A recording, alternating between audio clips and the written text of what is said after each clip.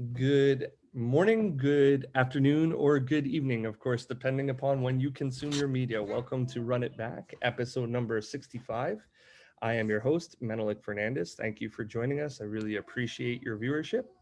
The premise of this show, of course, remains the same, where we take teams that have played previously and we run it back, so to speak, where we talk about things that we did that worked, things that didn't work, things that we liked, matchups, the whole 9 yards of coaching. Obviously, it's hyper specific, but it's something that I love and have really enjoyed so far. And this week, as with many other weeks, we have a coach from the game of question joining us. So the game in question is the Iowa Wolves versus the Raptors 905, yay Toronto, from March 4th, 2021 this year.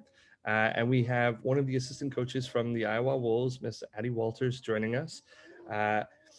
Addison, I'm sorry, I didn't find you on LinkedIn, so all I was able to find for your introduction was, of course, that you played with Santa Clara, Stetson, and Cal State Bakersfield.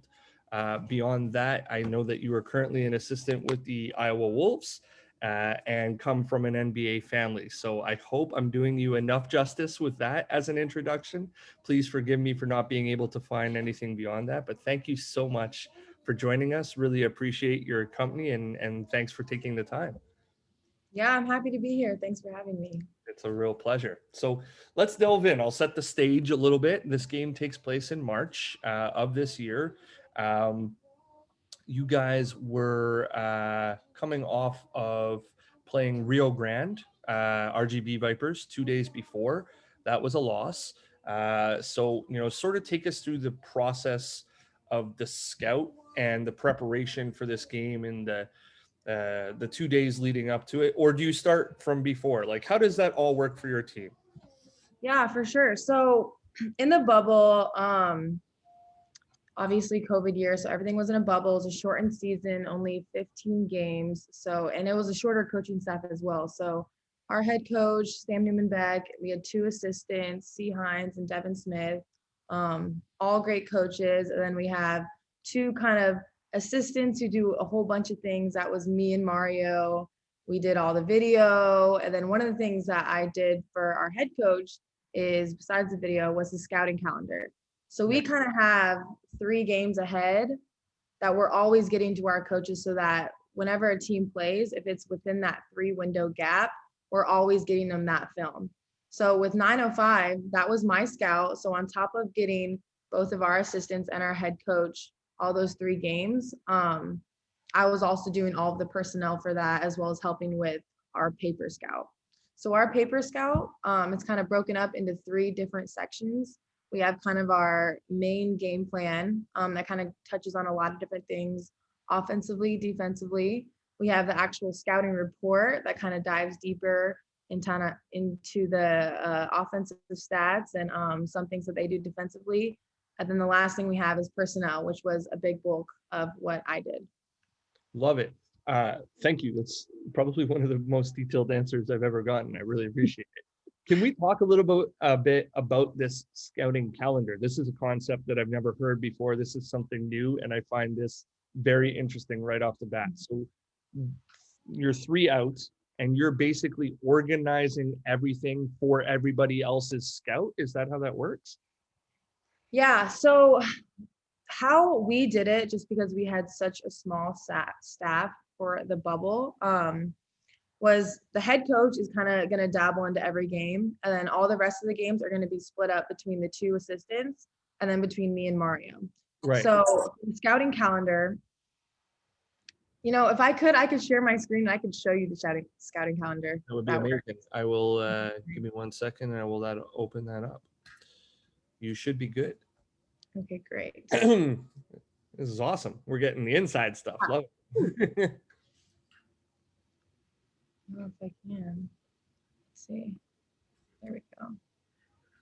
Should be okay. You've got co-host as well, so you should be able to pull that up. There we go. Okay. All right, we good? You see it? Yeah, we're great. Okay, great. So this is our scouting calendar. So because it's such a short season and it was only 15 games, we really had to stay on top of it, because it was basically a game every other day, two Right. games, 3 days. It was crazy. So I'm basically getting the film either the night of, or I'm kind of live coding during that game so that our assistant and our head coach has all the offensive clips and all the defensive clips. So if you see here, we have our date, kind of when we play, Right. and then we'll have 3 games out. Okay, who are they playing? If that makes sense. Oh, It's a wow. little Yeah. confusing. But basically it really organizes us. Okay, so I need to get this game to this coach on this date right after, so that, hey, if we play 9:05 on the 14th, I think we had Vipers 2 days before, might have been a back-to-back. But they at least have 2 games already. So 9:05, that was one of our later games. Yeah. So you're on the 4th, and I think you played RGV on the 2nd, it says. Yep. So they already had, I think, 2, maybe even 3 games ahead of time already on their laptop. So we just have this so we know exactly what we're giving to our coaches, what games we need to get right after the game, even if we play that same exact date, just to kind of keep organized. Love it. I think that's fantastic. So this particular one is your scout. On top of doing the scouting calendar, when would you start this particular scout, and what does that process look like for you when you're handling it for yourself? So I'm making sure that I'm watching all those 3 games minimum. I know some people do 5 games. I think I probably, if I had more responsibility within the scout, I would have done 5 games just so I get a really good idea of what the other team does. Right. But because we were so crunched on time, it was 3 games. I would split up all the games into all the offensive possessions, all the defensive possessions. And then even from there, if I want to get just, what sets are they most successful in, I would only watch makes. And from there, I'm able to see, okay, Matt Mooney, he scores really well off the wide action, or Nick Stauskas, he's really good going right into a shot rather than going left. And I'm getting a really good idea of, okay, what works for them, and hey, how do they play defensively as well? So you're watching a 3-out, and you're separating the clips, like you said, into offense, defense, and then you're picking up on tendencies. So what do you prepare, and who do you prepare it for? Are you preparing something for your coaching staff first? And is that then the same thing that would go to the players, or like how is it broken down and Yeah, sent sure. out? So in our scout, our first 3 pages is going to kind of be a summary of kind of what the team does. That's going to be mostly done by both our head coach and the assistant coach assigned to that scout. The Right. bulk of what I did was all the personnel. So I'm breaking down all the tendencies of each player and making sure that I'm making a big edit of about 30 clips, maybe like 5 to 7 possessions each player, sending that to our coaching staff, and then even shortening that even more to about 3 or 4 clips per player and showing that to the team. And then So for our coaches, I'm sorry to interrupt. So you will have different edits, one for your coaches and then one for your players. for sure. So for coaches, we'll usually have a long edit, offensively, defensively, sometimes even special situations. And then we'll also have a personnel edit as well. And those Right. will be a lot longer than what we show the players.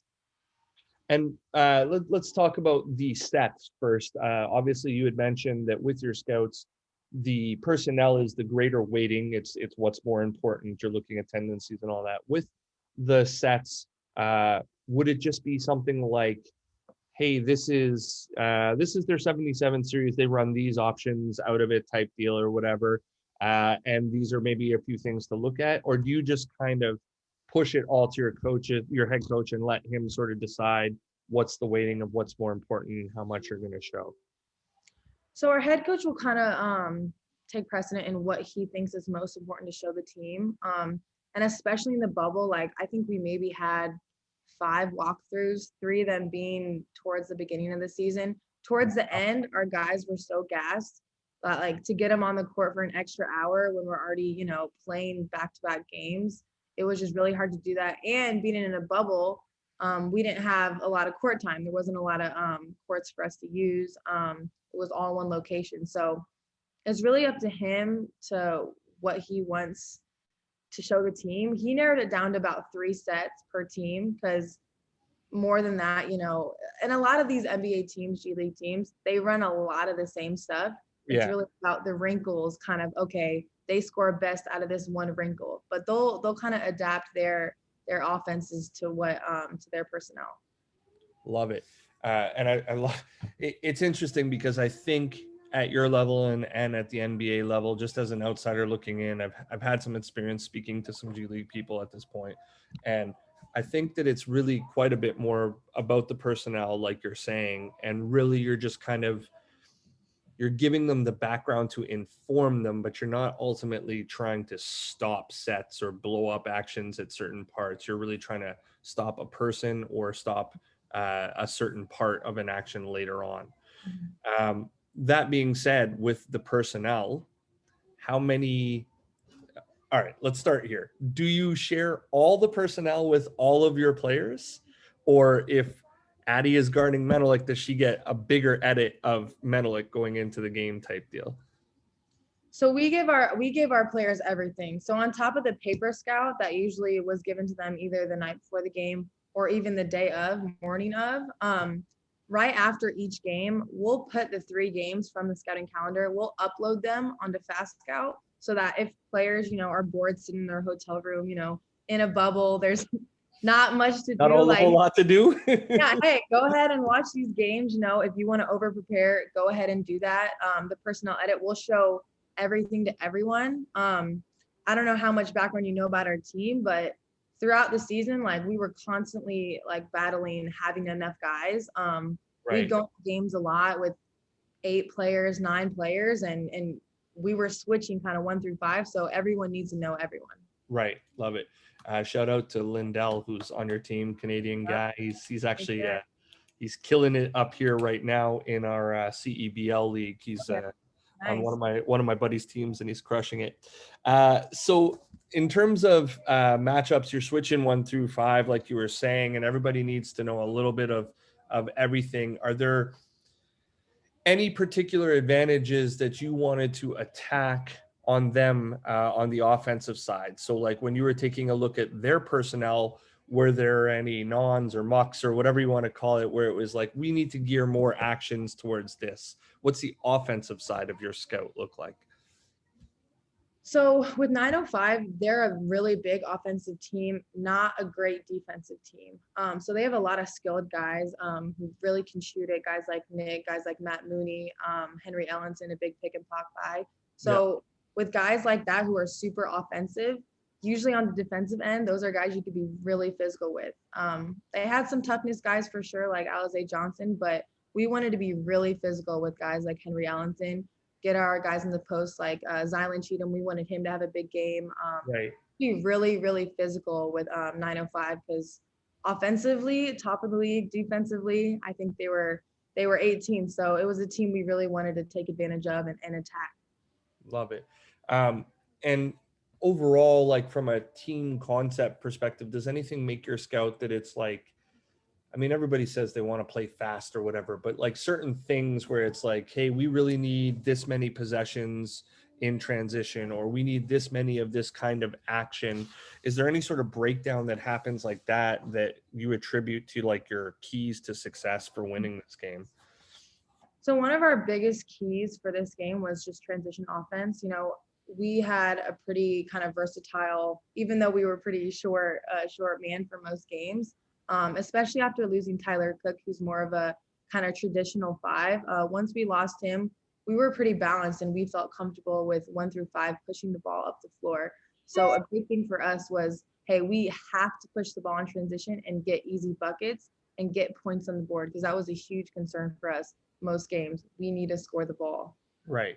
But that's not really scripted out, right? Like, as you just said, anybody can push. There's not like everybody, we always need to establish a 3 side, or this player always needs to run to the left side or anything like that. It's kind of like, it's free to go when you're in transition there. It's free to go in transition, but got to make smart decisions, obviously.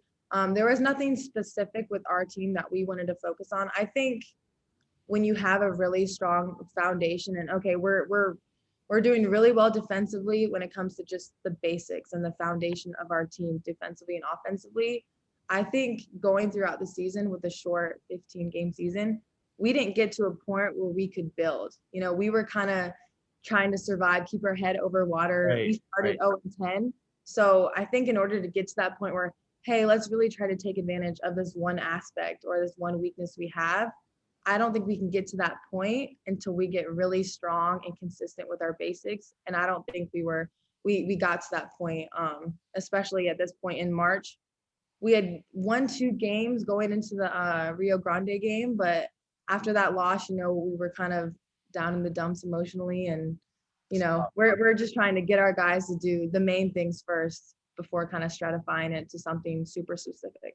So you said something just now that intrigued me that so I had a guest on this show. His name was Charlie Wilson, and Charlie said after the show when we were talking that everybody basically now is to the point of being a junior college coach and they don't recognize it yet. Like, so because of what he meant by it was because of transfer portal, et cetera, because of the nature of the world at the professional level, players are coming and going rapidly, and you have to establish a lot of things really quickly. So the comment that you made just now was that you didn't have the chance to build. And that one of the questions that I often ask is like, I talk about the spectrum of being somewhere between being like jack of all trades versus being highly specialized in certain things. So as a for instance, you guys are switching all ball screens. Did you teach only the one coverage? Do you modify things in those tight crunch windows, like when you only have 2 days off?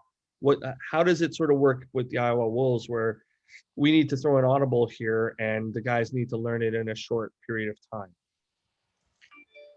So because we only had a 7-day training camp, we taught 3 different coverages. We either taught, okay, we're gonna switch 1 through 4, not with our 5, Tyler Cook. We're gonna high hedge or get to at least the level of the screen, so it's not a traditional drop, but we're a little bit more pushed up. Right.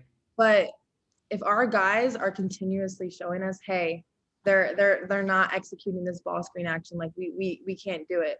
That's when we kind of made the change mid-season, like, hey, if there's an opportunity with the lineup we have in to switch 1 through 5, that's what we're gonna do, because that's the only coverage that our guys can execute. Right.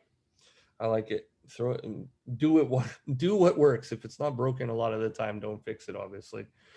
In terms of assistant coaches going into the games, what were you guys in charge of managing? So like what would you be statting? And this one being your scout, would you have some sort of say in terms of the rotation of your players, like when they're getting subbed in, et cetera? How would all that work? So our head coach, he kind of would have a game sheet going to the game that kind of would provide him with kind of like an outline of who he wanted to sub in and kind of the pattern he wanted, based off previous games or even based off who's in the game for 905. So assistants didn't have a huge say in lineups and kind of, if we see something like, hey, Lindell's been sitting for 7 minutes, 5 minutes, we got him getting back in. That's Right. definitely a suggestion that assistant can make, but not something where we're constantly reminding them like, hey, this guy needs to go in now. Like that's more kind of to the discretion of the head coach. Right. And then in terms of like on the sideline, what would you be in charge of tracking? Like, are you guys doing play calls? Are you doing kit? Like, what kind of stuff are they doing at your level?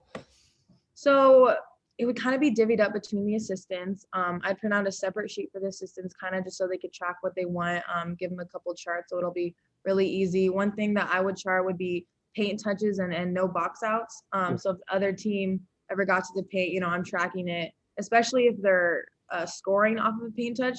That's definitely something we want to know. 905, even if they were getting to the paint, doesn't mean they're scoring in the paint. They were a huge kick-out team, so that was a very important thing to track specifically for that game. And then me personally, I'm big on tracking missed box outs, because that's an effort thing, and that's something you can kind of fire up your guys on at halftime. Like, hey, like this is something that we need to do, or we're never going to be in the game. Love it. You kind of touch on what my next question is a lot of the time. So like as a for instance, in this game, you're down 6 at halftime. What kinds of things are your coaching staff using to correct behaviors in game, right? So like this, again, I talk sometimes about this being a spectrum, and certain people need to be really highly coached and other people need to like just leave them alone, they'll self-correct type deals. So What are you guys doing? How are you conveying? When are you conveying? All that kind of stuff. So the first thing I do going into halftime is I'll get a stat sheet for halftime, and I'll write on the whiteboard, okay, offensive boards, what we have, what they have. Okay, turnovers, what we have, what they have. Transition points, second chance points. Like those are things I'm putting on the board right away. So our guys have a visual like, hey, how are we comparing? What are we doing good at? And where do we need to improve? Like if I put those 5 things on the board, it's a great lead up to when our coach comes in and he's like look, it's right there. Like if we do these little things better, if we take care of the ball, if we rebound, we're right in there. And especially being down 6 at halftime, the margins weren't super crazy to where, okay, it's very obvious what they're doing better than us, but it's a good lead up for our coach to know, hey, it's right there. Like those are the things we need to work on. And he will kind of, take the podium and get our guys right. Going, I like it.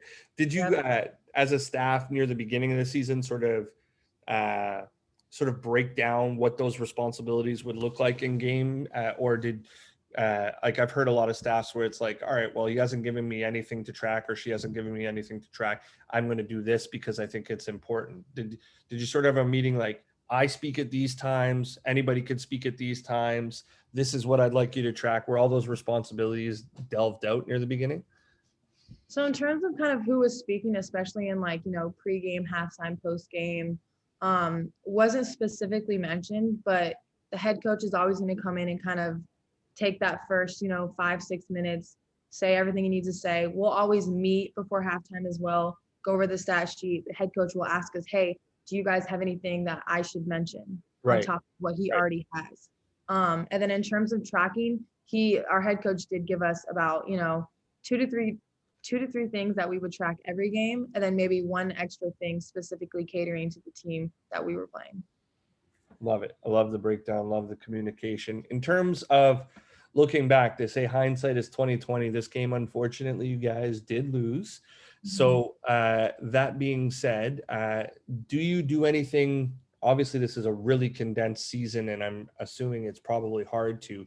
But did you guys do anything that was like a post-game report or a post-game evaluation of your own scout, and in hindsight, preparing for this or looking over it, do you think there was anything that maybe you omitted that could have helped, or do you think maybe it was just execution towards the end?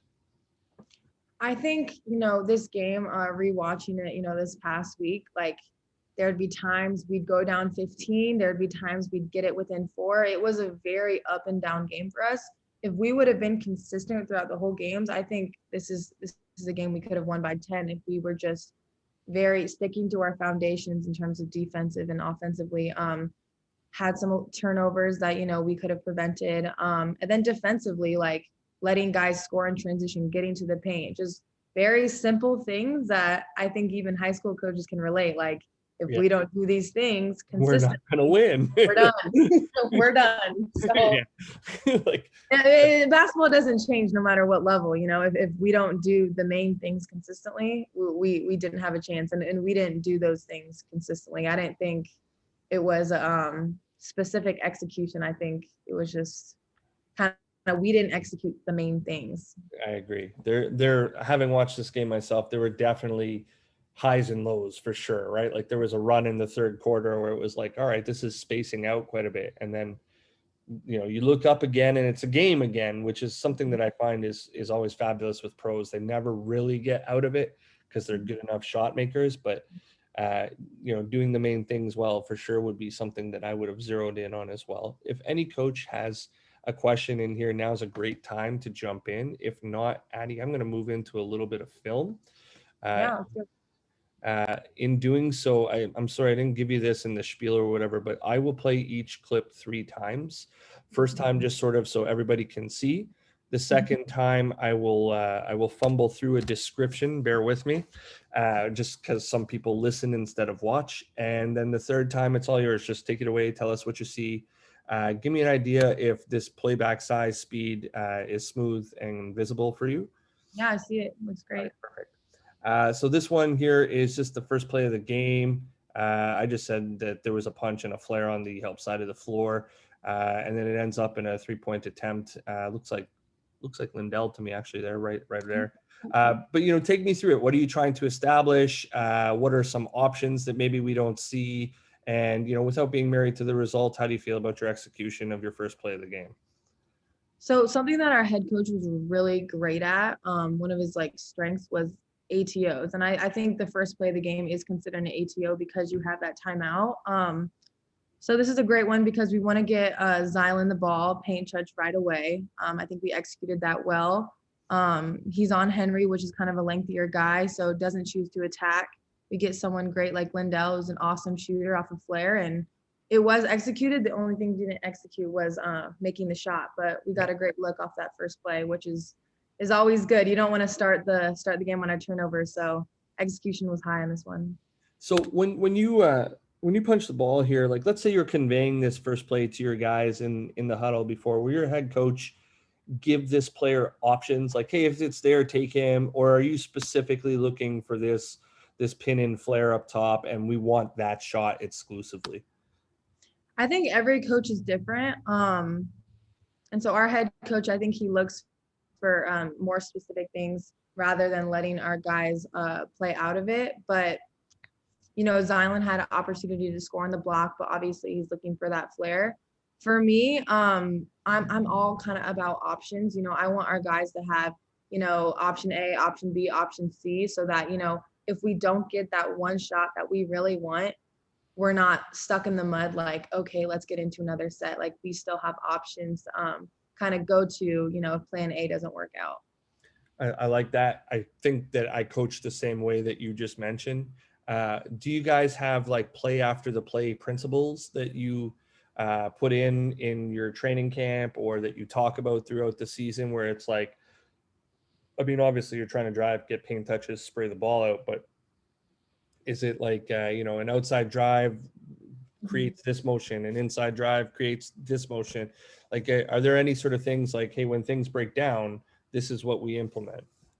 Yep. So it really does depend on the shot clock and where we're at. But if we're anywhere above kind of 12, 13 seconds, especially when you get Tyler, because he's more of kind of a heady post who's able to pass and he's super skilled, we would just have our post flash to that free throw line, give it to them. And from there, we can go into a get action. We could have a pass back to the opposite wing, always get into a ball screen action. Or if the point guard already has it, he could back it out, get our spacing right, and be able to create from there. Love it. This second clip is also in the first quarter, a few minutes in. It was just a play I liked. So you start with a 5-out formation. The ball gets reversed. I call this action sort of like a Chicago type action. I've heard the term used before where you go pin down into handoff. That handoff rolls, and then we attack from the 45 on the second side after a reverse. And when we attack, get sprayed out to the other wide slot / wing area for an open three, which he knocks down. So talk to me about the play call options out of it, what you like, what you don't like, all that stuff, please. Yep. So this is our delay action.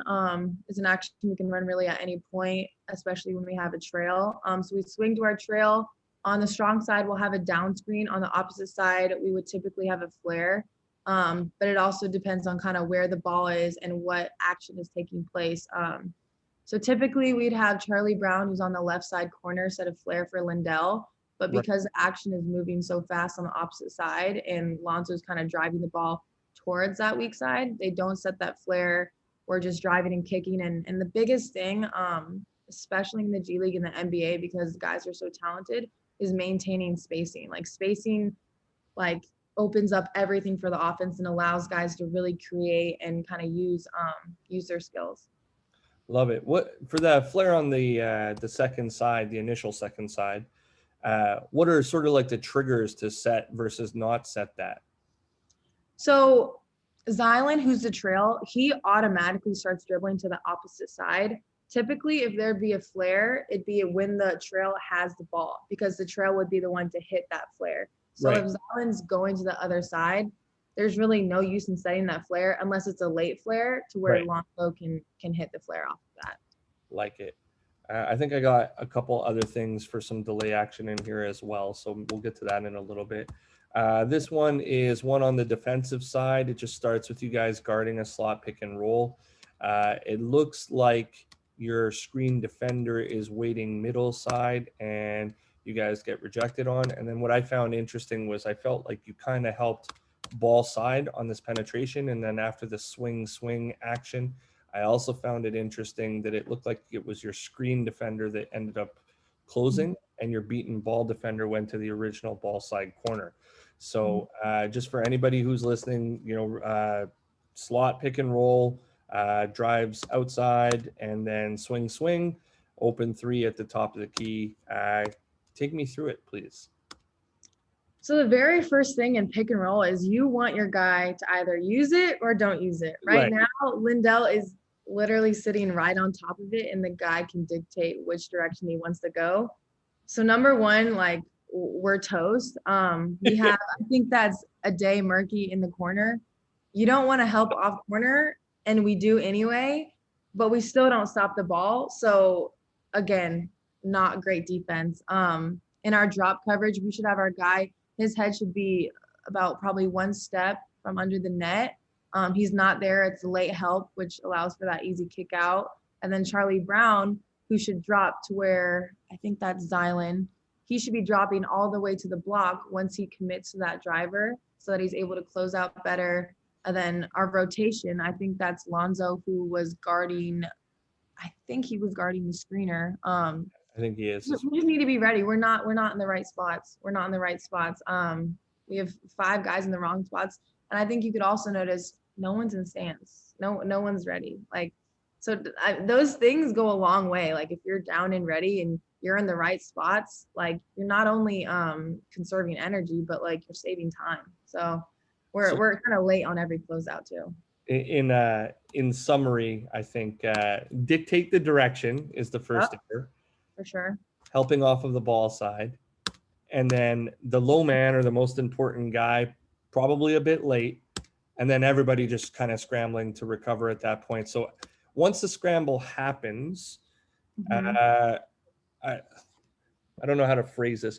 Are you guys as a coaching staff, like the errors have happened before? Are you kind of okay with do what you can to fix it at this point, right? Like is that sort of the mentality, or should there still be a better order to your closeouts all around the floor and box outs, etc.? There is an ideal rotation that you would like to see once there is a defensive mistake, but I think the biggest mistake you can make on defense is not doing anything. So I'd rather see, the wrong rotation happen than no one go out there at all. There's mistakes that you prefer that you would rather see than others. 100%. I mean, you spoke about effort on the rebounding side, right? Like I personally, when I watch my film, hate watching guys give zero effort on something. It's like, so you just didn't close because somebody else screwed up? Like what? Like, did we just give up on this possession? What happened here? And then my last question about this clip, was ultimately there's a point where there's 5 guys in the paint, pretty much. In an ideal world, do you want this many people collapsing, or are you guys like, we only help from one spot or maybe 2 spots type deal? Ideally, we want to be in the gaps. So we weren't a denied team. So Addi, like right off the bat, he wouldn't have needed to help if he was already kind of big, wide in that gap already, kind of taking away the driving lanes, at least from like a vision standpoint. Once the ball does get into the paint, there's going to be some guys you want to collapse, like especially weak side, we're going to need to collapse so that we can rotate. But once that ball is passed out and Charlie Brown, he closes out, we would want Zoe to be splitting those 2 guys, or at least, closer to that guy so he's not coming from directly inside the paint. Like we want to clog all of those driving lanes so that they feel like they have nowhere to go. And then also be in a spot where you're able to close out and you have enough time to get there. Love it. I'm sorry. I think, Charlie, if you ever end up watching this, you have an awesome name, man. I would remind you of that all the time. Charlie Brown is a fantastic name.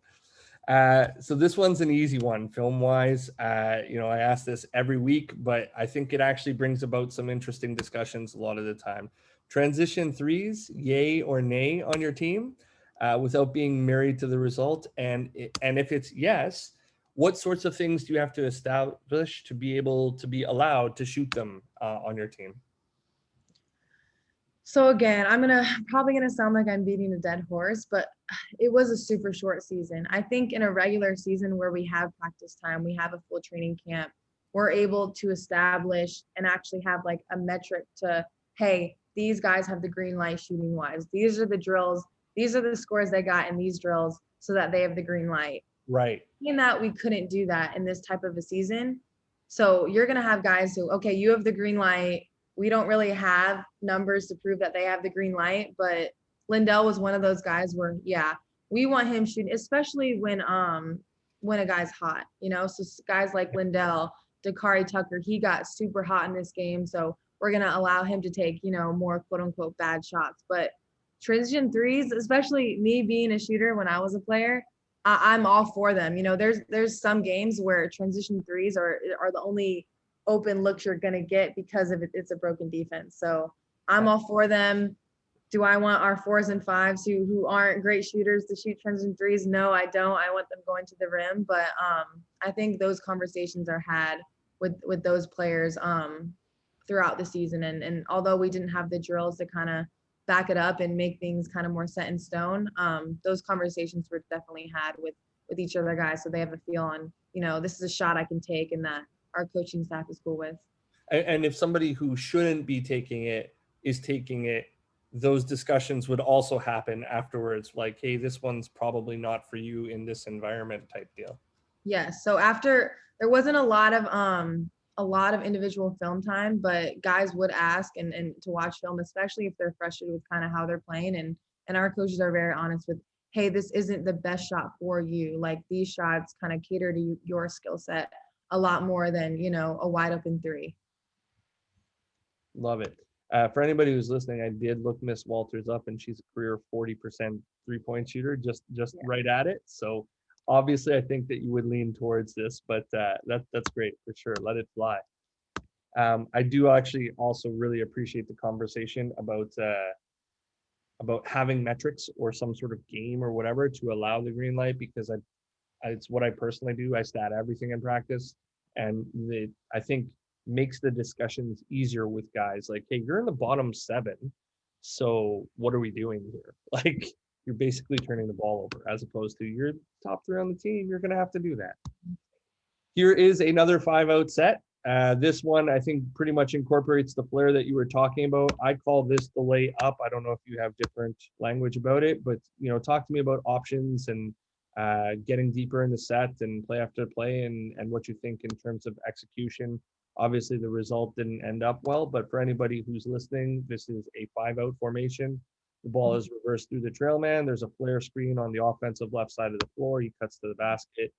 They throw the ball to the left short corner, attack a gap, gets closed off. He then attacks through the nail and loses the ball on the way up. Mm-hmm.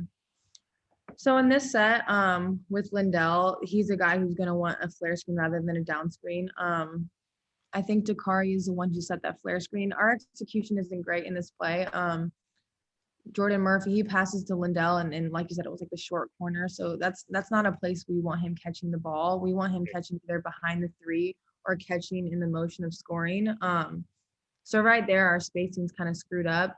And even before he catches the ball, the flare screen that Dakari set, he didn't hit really kind of anyone. He didn't hold it long enough, and because of that, he caused a little bit of confusion just because of his pace. But we want that guy to get hit on the flare, and I think that would allow Lindell to catch the ball with a lot better space. And then kind of after that catch, you know, Jordan Murphy, he's a big guy, and we don't want him having to take more than 2 dribbles to score. He's more of a traditional 5. And he's also, it's not a place where we want him catching the ball, because there's not a lot of things he can do scoring wise from that position. He could swing the ball and get into a ball screen action, and that's something we would like him to do. But driving from the top of our key from our 5, he's not one of our guys that we want him doing that.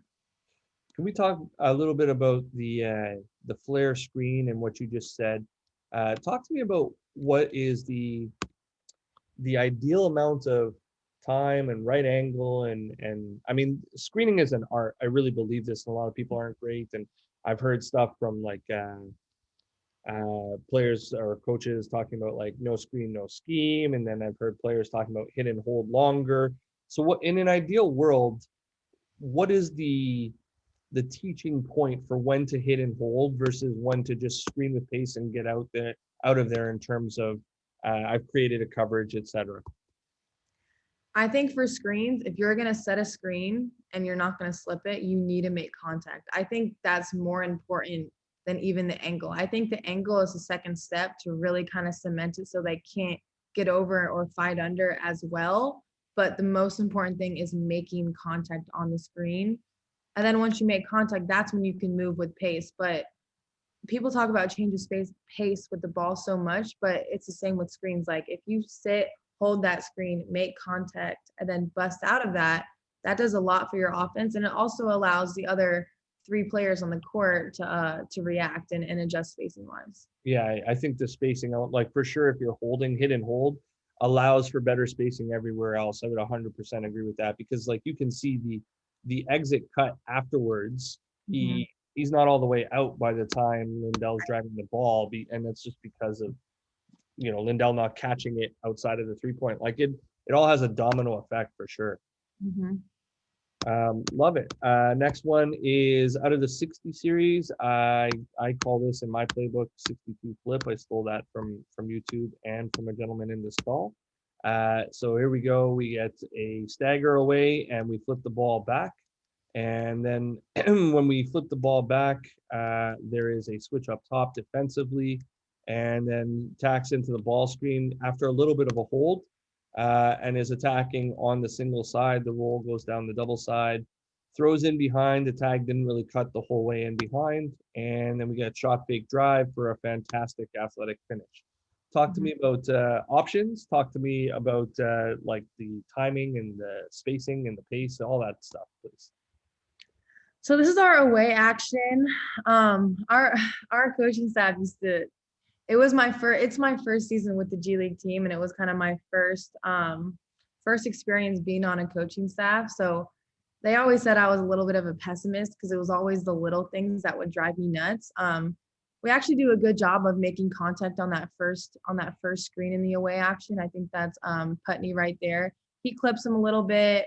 Jordan Murphy doesn't make great contact, and it also isn't a great angle to kind of where Dakari is going. Good flip action. We use that a lot, especially with Lindell because he's so kind of offensive minded. And then also not a great hit from Jordan Murphy on that screen as well. Saying that we do score, and there's a lot of times where, it's not going to be a perfect possession and you're able to score. But for me, I would like to see everyone get hit on the screen. But yeah, the away action and kind of the get action, it allows for great spacing, especially when it's that high up on that side of the floor. But a big thing for me is setting screens, spacing, boxing out. We get along just fine. Yeah, we could talk about it all day. And there's it's a also lot of practices where I'm just like, who did you hit? Like, what happened there? And I think you see it with those kind of really fundamental teams, like like the Spurs, even kind of OKC. Like they're super tough, and a big thing that goes into toughness is just doing all the little things. Because once you do all the little things, it makes all those other easy shots a lot easier. And you're not, especially when you don't have guys like KD and Kyrie who can hit super difficult shots with not a lot of space. But especially with our case with the Iowa Wolves, we didn't have KD. So we needed to do all these little things in order to put wins together. Right, I hear you. In terms of the flip action, when he gets it back, the pause here, did you guys have any sort of teaching points about playing with pace and getting downhill right away? And then, like, I noticed the screen is originally set about one step above the 3-point line and then has to move up a bit more before he slips out type deal because of the pause, I think, ultimately. So I'm wondering what you think about that, if I'm just totally incorrect in out of outer space. And then the second thing that I wanted to ask about is this tag. It doesn't really move in terms of, so like the roll is rolling down a double side, they high tag it, and the gentleman who ends up with the shot fake drive. Doesn't really fill in all the way in behind. Are you guys okay with the spacing that he creates there? Give me an idea of those two things if you don't mind. I think one big missing component that really benefits teams is going over kind of the spacing and where guys are moving on the drive. I think that's something that we could have done a lot better job at, is making sure we know our routes, especially around the arc. I would have liked to see Dakari move a little bit more behind Lindell, to a space where it's kind of ambiguous to which defender is closing Right, out on him. right. Saying that he makes a move and gets the basket and it all works out, but I would have liked to see better execution on kind of what our routes were on the drive and where guys are supposed to be so that we're able to get the best look. Love it. Appreciate it. We got an empty side DHO and roll is what my thing says. So I think I've got the wrong notes in there. It looks like the ball gets reversed. It looks like a delay action again, gets reversed Yep. through the trigger guy in the back and then turns into cut the 45 middleman through. Sorry, my daughter's having a little bit of a temper tantrum here. I apologize. That's okay. Cut the middleman through. We get into handoff and roll action, and it's an empty side roll, early pocket, great finish. Talk to me about what you see with everything, please. I love it. I love it. No, this is we playing with pace in this possession, which I love to see. And Zylan makes good contact, which is able to get him open for the roll.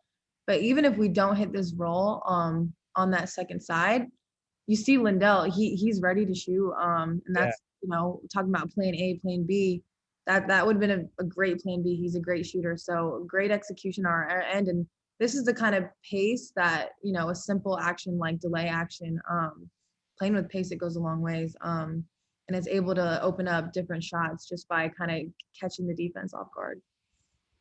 What are your teaching points for early pocket versus late pocket? What are you teaching them to attack? When are they supposed to, allowed to throw it? Or is it just kind of like get the feel and then give feedback based on, what it looks like afterwards? I think it was really based on feel. There wasn't a lot of things we could really dive deep into, just with the shortened season and the 7-day training camp. But we knew Zylan, he was rolling 80% of the time, just because he wasn't a big pick and pop guy at the moment. I think he's probably definitely working on his shot in this offseason, and he did hit a couple threes towards the end of the season, but he's a big athletic role guy. And him and Charlie are pretty well at playing together and kind of just knowing how to play together. Our guys finally, I think this was our 12th, 13th game of the season. So they had a pretty good feel on, okay, this is his route. I'm able to hit him on a short roll. CB's not a guy who's going to come off and hit an under three. So timing, feel, knowing how to play with each other really went into this action. Love it. So they hit a hard shot on this one, my notes say, and then defending with the single side tag, teaching points for the drop defender were my notes. So for anybody who's listening, give me 1 second here. Sorry. Get you in. Let's go back a little bit here. It is Iowa defense. It's a high pick and roll. You guys come over and drop. And then they roll their big down the single side and they cut the 45 on the double side, which actually stops just outside of the paint. I think they decided they didn't want that with that action. But he throws a lob over your drop defender, which results in an N1 finish. Really, really hard finish. I don't actually really think that was a foul, but talk to me really about your drop defender's teaching points, when he's supposed to go back, how much of the ball he's supposed to stop, etc. So in this action, Zylan is a little bit too low from kind of what we taught. We want our guy to be an arm's length, kind of touching the screen. So he's too low. We want him higher so that the ball is kind of stopped. He doesn't get downhill. Matt Mooney's able to take like 2 or 3 dribbles, get inside the arc. That's not something we want to allow. And then we have Zoe on the weak side, and we want him, especially with his man coming up, to chug that roller and kind of get him off of his path. And that would have really eliminated kind of the lob threat on that side. What did you call it? Chug that roller? I called it a chug, yeah. It sounds kind of violent, but we want them to chug them. We want them to hit them, whatever you want to call it. Get them off I this like path. it. And we don't want them getting a lob and getting down the lane with full sprint. So the drop defender being a little bit higher, do you teach them that it's his responsibility to stop the ball until the ball defender gets back? Or do you teach them that they should be stunting at the ball, just trying to slow it down, but really the roller is their responsibility?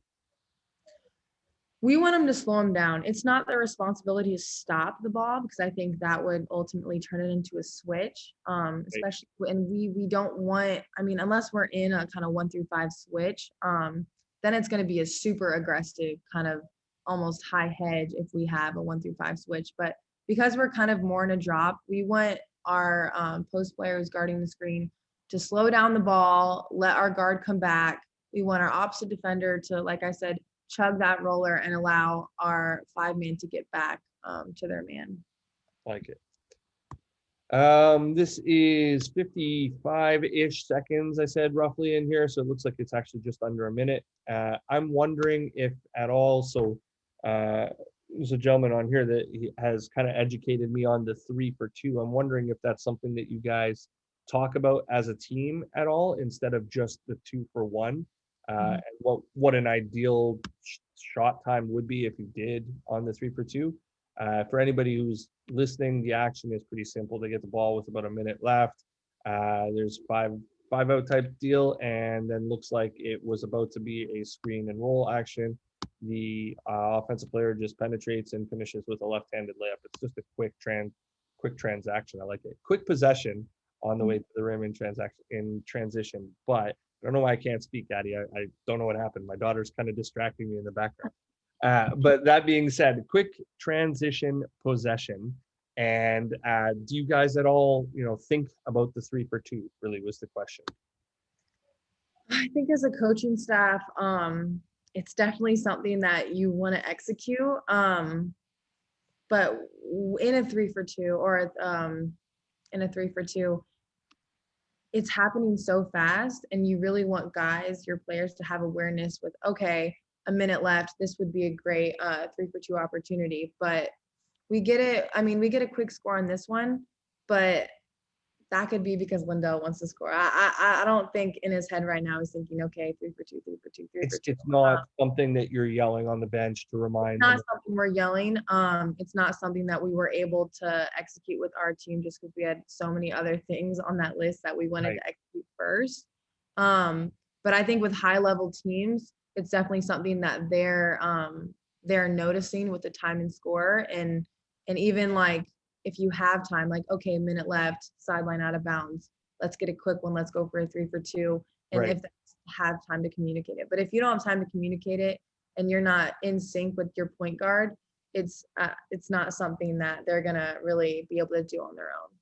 And then similarly, this clip is basically the same thing, right? So the Raptors 905 miss, you guys bust out, and once you get the ball, there's 44 seconds.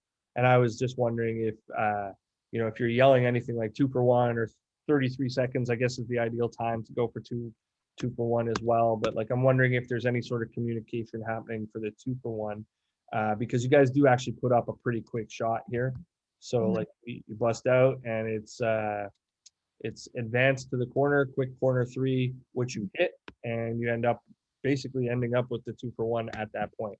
Is there communication that's happening from your bench for the 2 for 1?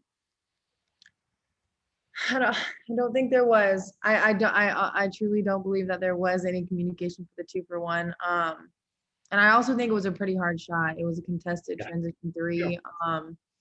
I mean, it worked out in our favor, and it's something that we would definitely show in kind of like a post-game edit, like, hey, this is something we did well. Let's try to do this again this game if we have the right, have the ball, have the right time. But is it communicated from the bench during the game? Unless it's a timeout beforehand, or like I said, kind of like a dead ball where you're able to kind of look at your point guard and say, hey, 2 for 1, 2 for 1. Then no, I don't think it's something we're yelling and all 5 guys are like, okay, yeah, 2 for 1. Like, we weren't there yet as a team. Like it.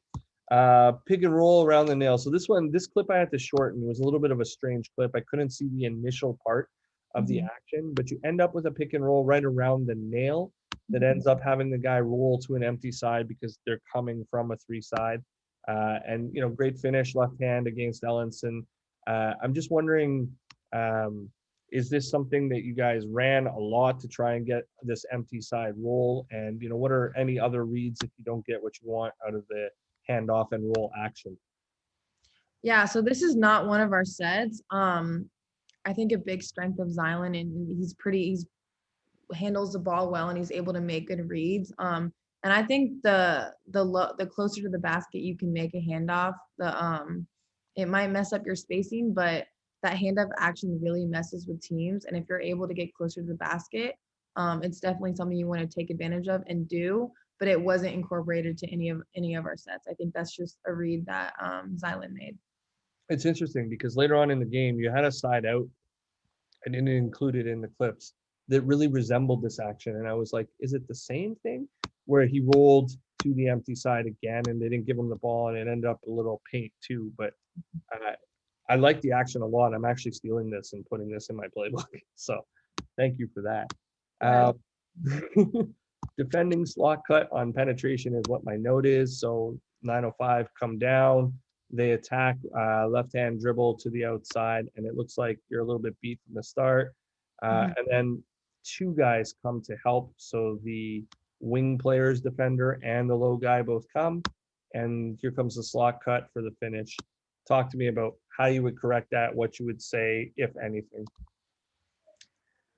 First thing, I don't even know if you could call this transition defense, but the big 3 for transition is number 1, get back. I don't think we're fully back with Putney kind of running back, not in place. He shouldn't have even ran with Ellenson, even though he is a 3-point shooter. He needs to stay in that gap and at least show Mooney that he doesn't have a wide open lane. And then on the other side, our low man, Charlie Brown, he's not at the nail. So basically giving Matt Mooney the green light, like, hey, go ahead and go. And because we're not in place at all, and it's a late recovery by Charlie, Alize Johnson, who's a super hard-nosed player, really smart. These are the kind of shots that he was able to get all season and put up big numbers just by always making the easy play at the rim. So, well, it hurts to watch. I'm sorry. It hurts to watch late rotations and guys just not kind of following the plan, especially with transition defense. It's kind of one of the number 1 things that you want to take away. And we're just not back. We're not in the right spots, and we're not ready. All 3 guys on the opposite side, they're standing straight up. So in an ideal world for your help, is your most important guy coming from the low man, or is it coming from the second man down? I think I misconstrued what I heard there. So we don't want our help to come from 1 pass away, but we want to show 1 pass away and be in the gaps, just from a vision standpoint of not, we want to be in that gap so guys aren't just readily going right away. Like, we'll stand there. Once a guy comes, we'll stunt and get back to our man.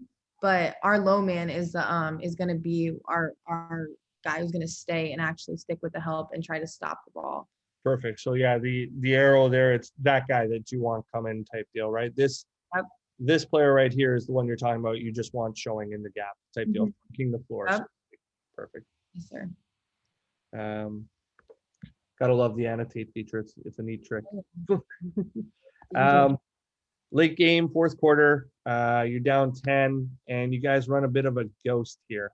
And then he just gets all the way to the bucket, makes a great kick out, don't hit the shot, but end up offensively rebounding the ball and getting a layup type deal. I'm just wondering if the ghost is a call or a read for you guys, and sort of what you're teaching the ball handler in terms of when the ghost is coming.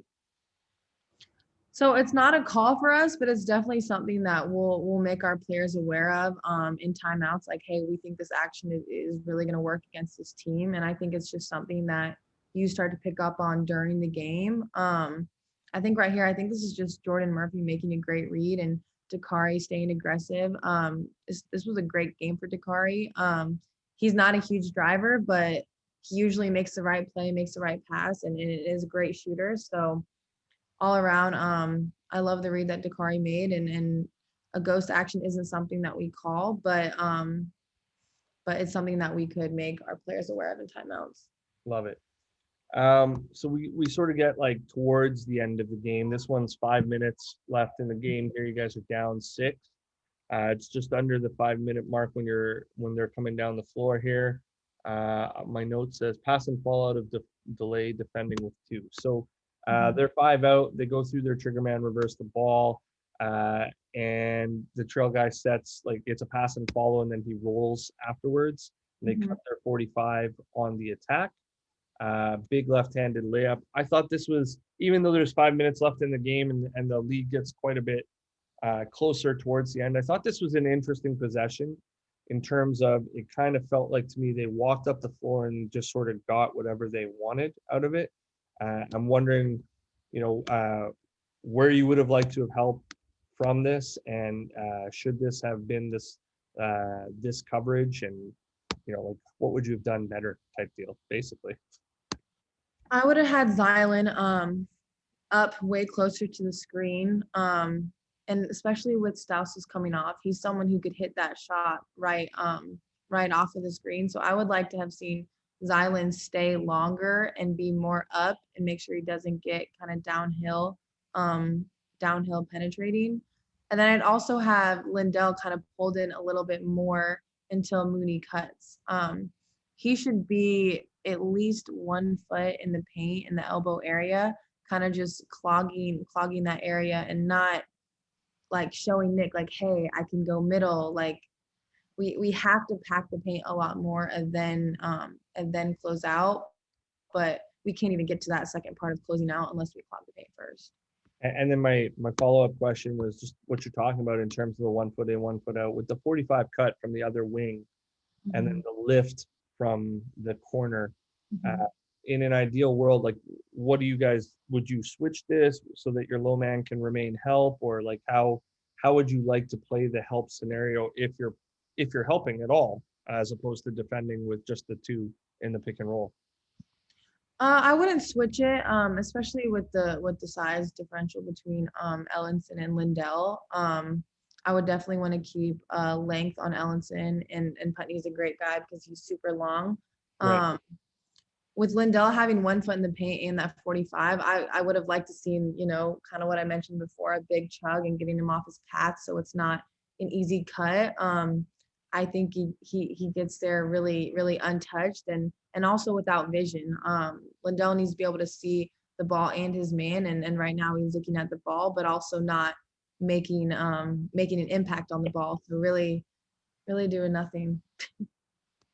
Caught in no man's land, unfortunately. Yeah. 42 seconds left, down 5. You guys need. So you run. You've got a pin down on the left side of the floor, the offensive left side of the floor. You've got a step up screen on the right side. The screen then rolls out, and on the pin down, the gentleman who sets the pin down comes to the new ball side or the strong side corner, and there is a pin in from the gentleman who came from that corner for the corner 3. It's a big time hit, in my opinion. Yep. Do you guys only run this end of game? Talk to me about the set, any options. Just take me through it, please. Yeah, so like I said before, our coach, Sam Newman-Beck, he was amazing at ATOs. Like he always had an ATO ready. And with Dakari, I think he hit like at least 7 threes in this game. So we kind of knew who he wanted to get a shot, and this was something that was drawn up in a timeout and was executed perfectly, which wasn't a huge strength of ours. We didn't have great success with executing ATOs, and even though they're pretty complex and there's some really detailed sets in there that our coach wanted us to execute, this is one that we did a really good job with and got a great look. Yeah, I agree. This was a great shot, and I like the set overall too, just like you were saying. And then, I thought at this point when I was watching it the first time, like, all right, we have a game, and then unfortunately the next clip, they inbound, there's no timeout, and they just basically lob over the top and get a layup and one with it. Yep. So, tell me about what you see and tell me about what's going on the bench. Yeah. So for me, I'm always a big big believer in on our shot, whether it's a make or miss. You designate two people to get back on the shot. First step, transition defense, get back. You can't do anything unless you're protecting your basket. And Right. then once you get back, you can stop the ball and get matched up. But in this scenario, we didn't get back, and that's why the ball doesn't get stopped, and that's why we're not matched up. So it was really kind of a Bermuda triangle of transition defense, and on a made shot too, which is even more disappointing. It's tough for sure. And then you guys had one more that was a set that I liked. It's end of game. So I mean, obviously they not only scored, but they made the free throw. So you're down 5 again. And then you go similar type action where you've got somebody cutting through from the offensive left wing, and then instead of just the single screen, it becomes like a double screen towards that side. And then you get an early pocket off of the second one. And he makes a great drop off, and unfortunately just don't get the shot that you want out of the drop off. And I think this is pretty much the game at this point. I didn't really go through the foul game afterwards, but talk to me about this at one of your normal ones, or was it specific for like an end of game one? And without being married to the result, what do you think in terms of everything leading up to the end there? Yeah, not one of our normal sets. Definitely an ATO that was drawn up by our coach. But yeah, I mean, Zylan's great with the short roll. I think this is something that he could have kept going and gone up strong with. He is a great passer, but I think it was a misread by him. And we were kind of constantly badgering him this season about being more aggressive. He's so athletic, and I Right. don't know how much you've watched him, but a guy who can really get up and dunk it over someone. And that's not something that he executed at a high level. We needed him to be a lot more aggressive in order for us to be successful. So I think it's just a misread on the pass and an opportunity where he could have been a lot more aggressive. Love it. I actually teach a lot of my guys not to make, like, if you're making a wraparound pass, you probably should have shot the ball. And if you have to leave your feet as Yeah, well. yeah. He's completely in the air, and it's a late read. If you're not seeing it when you already have the ball and have 2 feet on the floor, I don't think it's a great read. Well, I love it. And we come to the end of what I have for clips. And if anybody has questions, please feel free to jump on and ask away. But if not, Addi, I'm just going to take a second and thank you sincerely for spending some time with me. I really appreciate it. It was great to be able to pick your brain and have a bit of a film session with you. And I've really sincerely enjoyed it. And for all the coaches who listen and watch, and tune in week after week. And for those of you who joined the call, I really appreciate you guys. It means a lot. And I guess I'll just basically wind it down there. Miss Walters, thank you so much. I really appreciate it. Yeah, thank you. It was a lot of fun. Great. See you guys next week.